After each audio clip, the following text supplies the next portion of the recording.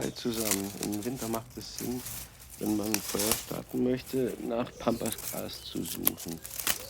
Da es meistens auch bei Nässe trocken ist. Man reißt sich was ab, knäult es zusammen, macht so ein kleines Nest draus, damit man eine Angriffsfläche hat für das Feuerstahl. Ein bisschen Kienspan zum Starten, abschnippeln mit dem kleinen Messer, egal welches Messer, Hauptsache scharf. Und dann mit dem Feuerstahl zünden. Und da macht es Sinn, nicht so wie bei meinem. Ich habe da ein bisschen was abgeschnitten, weil ich was basteln wollte.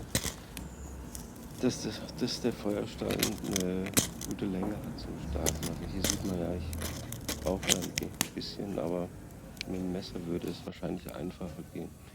Beim zweiten Versuch klappt es ja auch gleich schon besser. Seht ihr gleich. Und los geht's. Feuer startet. Jetzt. Genau. Und somit habt ihr mit Pampasgras einen trockenen Zunder. Ob Regen, Winter und wie gesagt Ufer von Bächen, Teichen. Also viel Spaß und Feuer los.